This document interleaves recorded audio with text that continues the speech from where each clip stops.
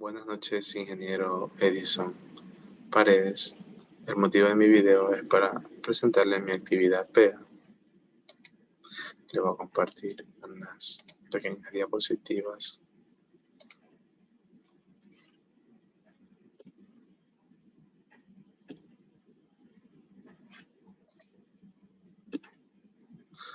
Bueno, lo que le voy a presentar es mi actividad PEA de aplicaciones eléctricas. El tema basado en esta va a ser las pruebas en los transformadores. Bueno, como le voy a indicar, para tener un buen funcionamiento de una máquina, está sujeto a los programas de mantenimiento que se ejecuten para que de esta manera un transformador pueda tener vida útil sin presentar grandes fallas, a excepto de aquellas que puedan ocurrir por causas ajenas al sistema. Es por esta razón que una máquina eléctrica debe ser sometida a diversos controles de calidad antes de entregarla al cliente o aplicarle pruebas que certifiquen los valores nominales, y luego de esta prueba en terreno volver a ejecutar las pruebas que validen los valores presentados en la hoja de calidad que entrega el fabricante. Bueno, hay diversos tipos de pruebas en transformadores, como son las pruebas de vacío, pruebas en cortocircuito, pruebas de rigidez eléctrica y la prueba de impulso. Bueno, nos vamos a centrar en dos tipos de pruebas. Como en primer lugar, la prueba en vacío. Como su nombre lo indica, esta prueba se hace dejando en vacío uno de los lados del transformador y por el otro lado se conecta una fuente variable, a la vez que se conecta un voltímetro, como lo vemos en la imagen, un amperímetro y un batímetro. Esto con el objetivo de medir el voltaje a medida que se aumenta hasta llegar al valor nominal del voltaje del lado en donde se está aplicando la tensión. En este caso sería del lado del primario. Por cada aumento de voltaje que se hace, se mide la corriente, y cuando se llega al voltaje nominal de ese lado, se mide la potencia. Esta prueba se hace para determinar la impedancia del núcleo, es decir, la resistencia del núcleo y la reactancia inductiva del núcleo. Esta impedancia representa la pérdida en el núcleo, que si el transformador se encuentra en buenas condiciones, esta impedancia debe tener un valor alto indicando que las corrientes que hay de fuga son muy pequeñas, incluso despreciables. Los valores que se obtienen en esta prueba son voltaje primario, corriente en el primario y la potencia que marca el batímetro. Estos valores se obtienen con el secundario en vacío o circuito abierto.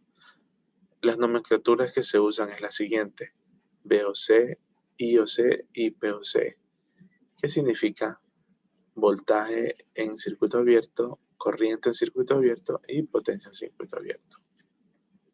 Esto con respecto a lo que es prueba en vacío. También tenemos la prueba del cortocircuito.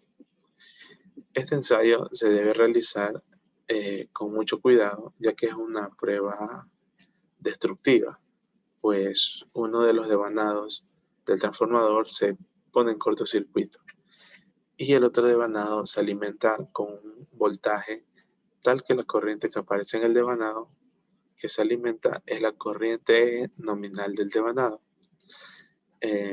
Para ponerlo en palabras más sencillas, haga un cortocircuito en el secundario y en el primario conecte una fuente variable, y que por medidas de seguridad debe estar en 0 voltios al momento de realizar el ensayo. Debe conectar un voltímetro en el primario, un amperímetro y un batímetro.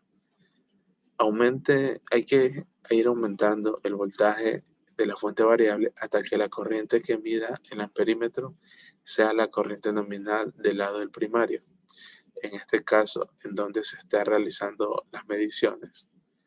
Este ensayo se realiza para determinar la impedancia en la línea del transformador, es decir, la pérdida por calentamiento de efecto Joule y la pérdida por dispersión en la línea del transformador. Si este valor del transformador tiende a ser no muy alto, podemos concluir que las pérdidas en la línea no afectarán el buen rendimiento de nuestro transformador. Bueno, llegando aquí a una conclusión, porque también existen otras pruebas que se le aplican al transformador, pero para mí el ensayo de vacío y cortocircuito son los más importantes, porque nos permiten conocer el circuito equivalente de un transformador y cómo varían estos mismos parámetros en el tiempo de medida que el transformador ha sido puesto en servicio. Se supone que estas pruebas deberían ser más periódicas y cada vez que se hace se van comparando estos valores que nos hayan arrojado estas pruebas. Y hay que ir observando si los resultados de cada ensayo tienen pequeñas variaciones o tienen grandes variaciones.